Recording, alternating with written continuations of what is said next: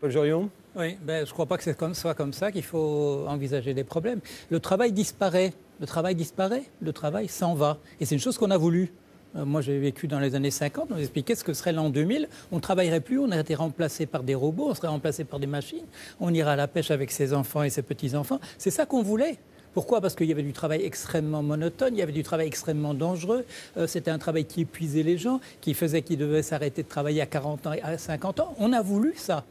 On n'a pas pensé en même temps que les gens, la plupart des gens, ceux qui ne reçoivent pas simplement leur argent du capital, c'est-à-dire en faisant travailler les autres, que les autres, il faut qu'ils aient des revenus. Si on veut que la machine économique fonctionne, il faut que les gens puissent acheter des produits. C'est M. Bavrez tout à l'heure qui parle dans le Monde, il parle d'une baisse encore du pouvoir d'achat de 1,2% l'année prochaine, l'année suivante.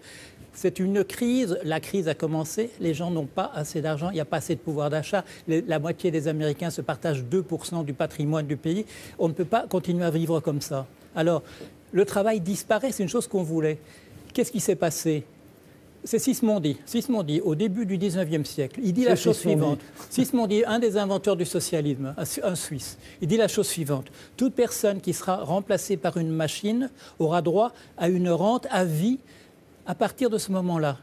Il est remplacé par la machine, il est sauvé, il faut qu'il reçoive une partie de la richesse créée par cette machine. Où va cette richesse qu'on a créée depuis les ordinateurs, les robots et tout ça? Elles vont aux investisseurs, aux actionnaires des entreprises.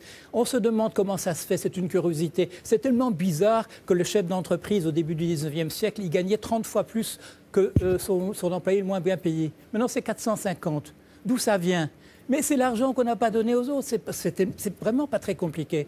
Alors, John Maynard Keynes, dans les années 30, il fait une révolution en disant il faut poser le problème économique d'une manière tout à fait particulière. Il faut simplement mettre le plein emploi au centre et tout va s'arranger à partir de là. On ne peut plus le faire. Le travail a disparu. Quand on délocalise, on nous dit oui, 3000 emplois vont disparaître ici en France. Ce sera une usine qui sera créée au Vietnam. C'est plus en Chine parce que les Chinois demandent une augmentation de salaire. On va créer une usine en Indonésie, au Vietnam. Vous croyez qu'on va créer une usine pour 3000 personnes? Non, on va mettre 30. Le reste, ce seront des robots, le reste, ce seront des machines. Le travail disparaît. On ne peut pas se dire comme ça, oui, on va comparer les 3 millions de l'époque de M. Bérégovoy, les 3 millions de chômeurs avec 3 millions maintenant. Le travail est en train de disparaître. Et c'est une chose qu'on a voulu.